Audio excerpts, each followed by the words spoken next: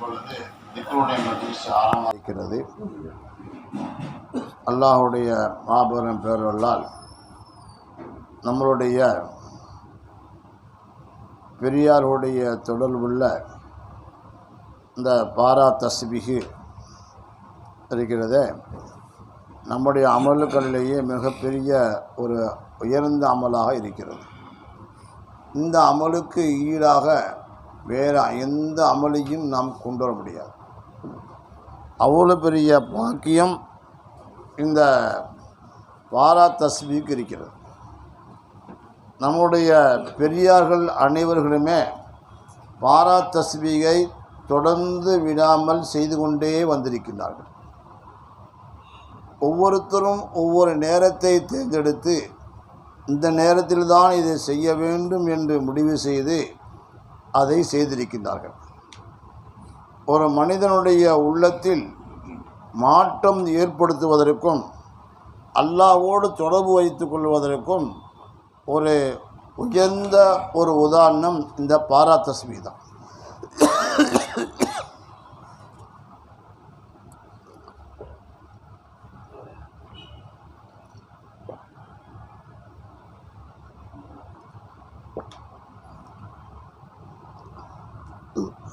இந்த பாரா தஸ்பீஹை பற்றி நமக்கெல்லாம் உணர்த்தப்பட்டிருக்கிறது. பாரா தஸ்பீஹ்னா என்னன்னு நிறைய பேர் தெரியாது. பாரா தஸ்பீஹாக பாரா சௌ தஸ்பீஹாத், அதாவது 1200 தஸ்பீஹாத்துன்னு சொல்லுவாங்க. அதை கிட்டத்தட்ட இதை மன ஓர்மையோடு கிபிலாவை உது செய்துட்டு கிபிலாவை முன்னோக்கி நாம் ஓத ஆரம்பித்தால் கிட்டத்தட்ட 1.5 மணி நேரம் ஆகும். அவ்வளவு அற்புதமான ஒரு தஸ்பீஹாத்.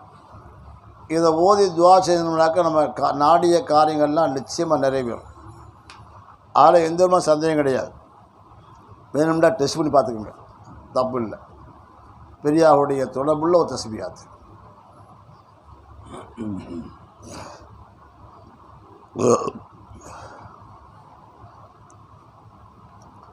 நம்முடைய பெரியார்கள் தொடர்ச்சியாக எல்லா அமலுக்களும் செய்வது ஒரு பக்கம் இருக்க, இந்த அமலை மட்டும் விடாமல் அவர்கள் செய்து கொண்டே வந்தார்கள். செய்து கொண்டே வரும் பொழுது இதில் தான் பல மாற்றங்களை அல்லாஹ்வுக்கு கொடுத்துருந்தான். இஸ்முதாத்து ஓதுவாங்க, இல்லைன்னா சொல்ல முடியாது. கல்பே திக்ரும் ஜாரியாகும். ஃபாசன் ஃபாஸா மூச்சால் திக்ரு செய்தும் போயிட்டே இருக்கும்.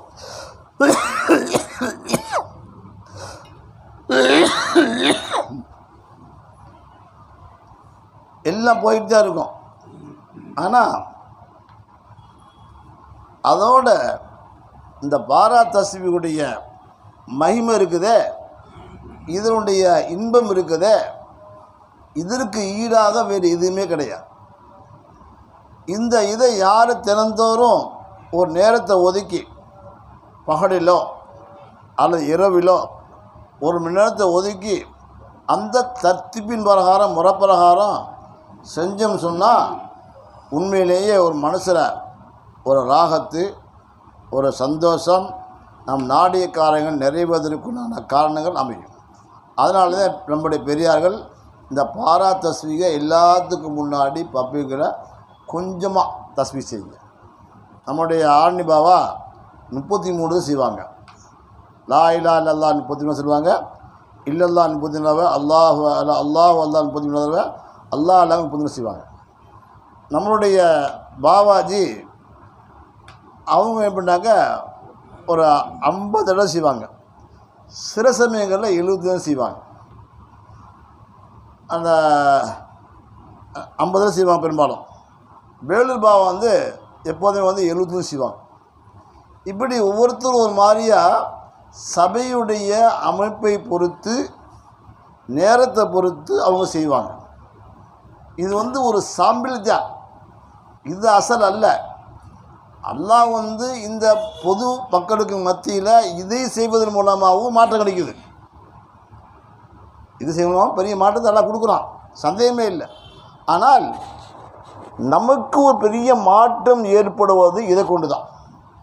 இந்த இது ஓதும் பொழுது தான் நிறைய நமக்கு கிராஸ் ஆகும். என்ன கிராஸ் ஆகும்? ஜின்கள்லாம் கிராஸ் ஆகும். இரவு நேரத்தை தனியாக உட்காந்து ஓதிட்டு வந்தாக்க அதனுடைய மகிமையில் என்னுடைய சந்தோஷத்தில் ஜின்கள்லாம் வந்து அப்படியே உட்காந்துரும். சில சமயத்தில் பார்வைக்கு தெரியும், சில பார்வைக்கு தெரியாது. பார்வைக்கு தெரியக்கூடிய அந்த காலகட்டத்தில் நமக்கு பயம் வராது. காரணம் என்ன சொன்னாக்க, நம்ம இதுலேயே அமல் செஞ்சு ஊறி போனதுனால அந்த பயம் எடுவிட்டு போயிடும். ஆனால் சாதாரண நேரத்தில் பார்த்தா பயம் வரும். அந்த நேரத்தில் பயம் வராது. என்ன வந்தாலும் சரி, நம்முடைய பாபா சொல்லியிருக்காங்க, அதை கண்டுக்கிறவே செய்யாத, அந்த பக்கம் திரும்பிடாத. திரும்பினா உனக்கு நஷ்டம். என்ன நஷ்டம்? உலக ரீதியான பல நஷ்டங்களை ஏற்படுத்தலாம், அல்லது ஆன்மீக ரீதியான ஒரு நஷ்டத்தை ஏற்படுத்தலாம். அந்த மாதிரி ஒரு மாகுலும் உண்டாகிறதுக்கு வாய்ப்பு உண்டு. அதனால சொல்கிறாங்க, பாரா தஸ்பீ ஓதுங்க. ஓதும்போது என்ன கிராஸானாலும் சரி, எது வந்தாலும் சரி, அதை பற்றி கண்ணை திருக்காங்க, கண்ணை மூடி தஸ்பீங்க. கண்ணை லேசாக திறந்து பார்த்தீங்க தெரியலாம். தெரிஞ்சால் உங்களுக்கு என்ன செய்யலாம்? பயம் இருக்காது. இருந்தாலும் அதனுடைய சௌராது முன்னாடி வந்துடும், அதனுடைய போல் வந்துடும். மற்ற நேரத்தில் பார்த்தாங்க, இதெல்லாம் பார்த்தோமா நம்ம அப்படிங்கிற ஒரு எண்ணம் வந்துடும். ஆனால் அல்லாஹ் காப்பாற்று நம்முடைய பெரியாருடைய தவஜுஹாத்தோடு செய்யும் பொழுது எதுவும் நம்ம ஒன்றும் செய்ய முடியாது. அல்லாஹ்வுடைய மாபெரும் கிருபை, அல்லாஹ் நமக்கு எல்லாத்துக்கும் முன்னாடி பாராட்டு செய்யக்கூடிய பாக்கியத்தை அல்லாஹ் கொடுத்துருக்கோம். பெரிய விஷயம். ஆமாம். இதன் மூலமாக ஏற்படக்கூடிய மாற்றங்கள் அது அவங்களுக்கு தான் தெரியும். நம்ம பெரியாருடைய சொல்ல கேட்டிருக்கிறோம், இந்த தஸ்பியாத்து ஓதும் பொழுது நம்முடைய ஷேகுமகள் ஆஜராகிறாங்க. ஆஜராவுக்கு அடையாளம் என்ன? 3 அடையாளத்தில் ஒரு அடையாளம். கண்ணை மூடி செய்யும்போது சிலருடைய பார்வைக்கு அவங்க தெரிவாங்க, ஷேகுமார் தெரிவாங்க. இது முதல் தரம்.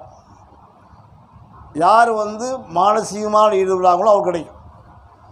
இது இல்லை அப்படின்னாக்க அவங்க வந்திருக்காங்கிறதுக்கு ஒரு நறுமணம் வீசிக்கிட்டே இருக்கும் அந்த சபையில். ரெண்டாவது, அதுவும் இல்லைன்னு சொன்னால் அவங்களுடைய மனசில் ஒரு சந்தோஷம் ஏற்படும்.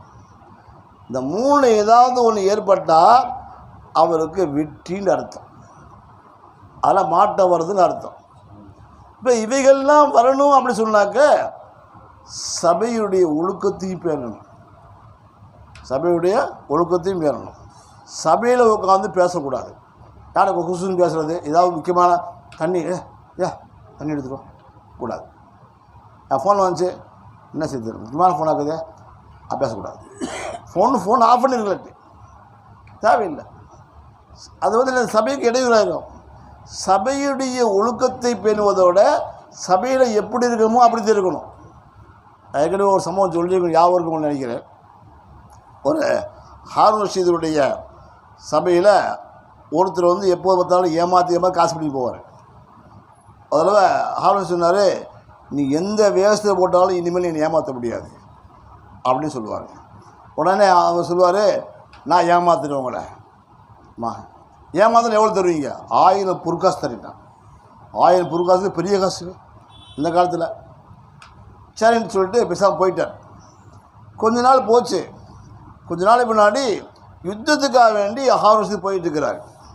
போகும்பொழுது சொல்கிறாரு, இந்த இடத்துல ஒரு பெரியார் இருக்கிறாரு, அவர்கிட்ட போய் துவா வாங்கிட்டு போவோம் அப்படின்னு சொல்கிறாங்க.